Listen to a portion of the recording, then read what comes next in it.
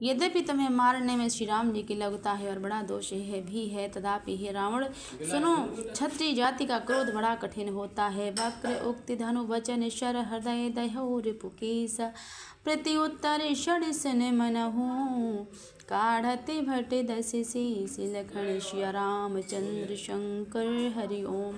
वक्रोक्ति रूपी धनुष्य वचन रूपी बाण मारकर अंगद ने शत्रु का हृदय जला दिया।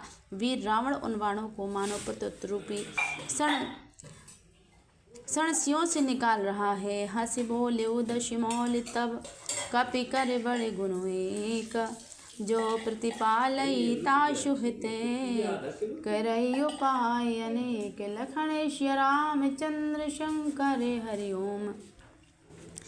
तब रावण हंसकर बोला, बंदर में यह एक बड़ा गुण है कि जो उसे पालता है उसका वह अनेकों उपायों से भला करने की चेष्टा करता है।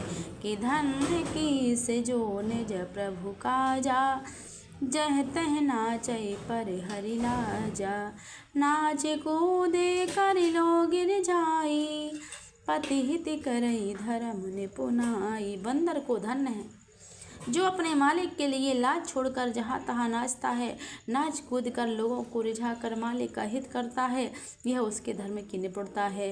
अंगद स्वामी भक्त तब जाति प्रभु गुण कश न कहश यही भांति मैं गुण गाहक परम सुजाना तब कटु रटनी करऊ नहीं काना। हे अंगद, तेरी जाति स्वामी भक्त है, फिर भला तू अपने मालिक के गुण इस प्रकार कैसे न बखानेगा।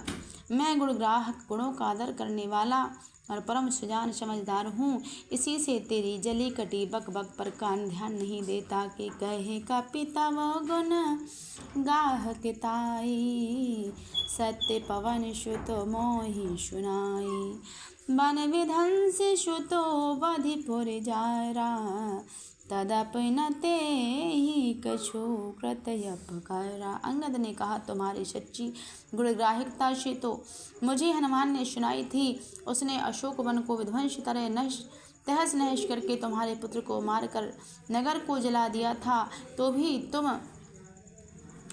भी तुमने अपनी गुणग्राहकता के कारण यही समझा कि उसने तुम्हारा कुछ भी अपकार नहीं किया। कि सोई विचार तव प्रकृति सुहाई दश कंधर में कीन ढिठाई देखो आई जो कछु कपि भाषा तुम्हारे लाज न रोष न माखा। तुम्हारा वही सुंदर स्वभाव विचार कर हे दशग्रीव मैंने कुछ धृष्टता की है। हनुमान जी ने कुछ कहा था, उसे आकर मैंने प्रत्यक्ष देख लिया कि तुम्हें ना लज्जा है, ना क्रोध है और ना चिढ़ है। कि जो अश्वमति पितु खाए की सा कही अश वचन हंसा दश सीसा पिता ही खाई खाते पुनितो ही अब ही चमुझी परा कछु मोहि। रावण बोला, अरे वानर, जब तेरी ऐसी बुद्धि है तभी तो तू बाप को खो गया। ऐसा वचन कहकर रावण हंसा। अंगद ने कहा, पिता को खाकर फिर तुमको भी खा डालता, परंतु अभी तुरंत कुछ और ही बात मेरी समझ में आ गई। कि बाली बिमल जश भाजन जानी हतऊ न तो ही अधम अभिमानी कहु रावण रावण जग केते मैं निज श्रवण सुने सुन जेते। अरे नीच अभिमानी, बाली के निर्मल यश का पात्र कारण जानकर तुम्हें मैं नहीं मारता। रावण, यह तो बता कि जगत में कितने रावण हैं।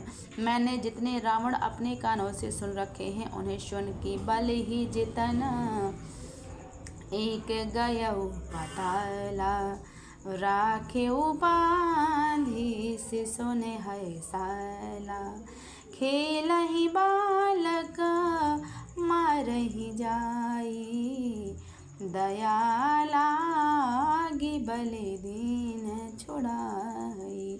एक रावण तो बलि को जीतने जीतने पाताल में गया था और तब बच्चों ने उसे घुड़साल में बांध रखा। बालक खेलते थे और जा जाकर उसे मारते थे।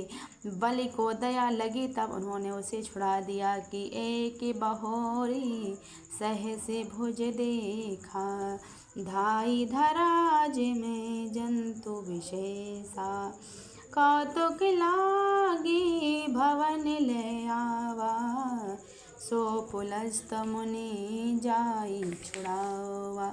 फिर एक रावण को सहस्त्रबाहु ने देखा और उसने दौड़कर उसको एक विशेष प्रकार के विचित्र जंतु की तरह समझकर पकड़ लिया। तमाशे के लिए वह उसे घर ले आया। तब पुलस्त मुनि ने जाकर उसे छुड़ाया कि एक कहत मोहि सकुचवती, रहा बालिकी काख, इन महु रावण ते कवन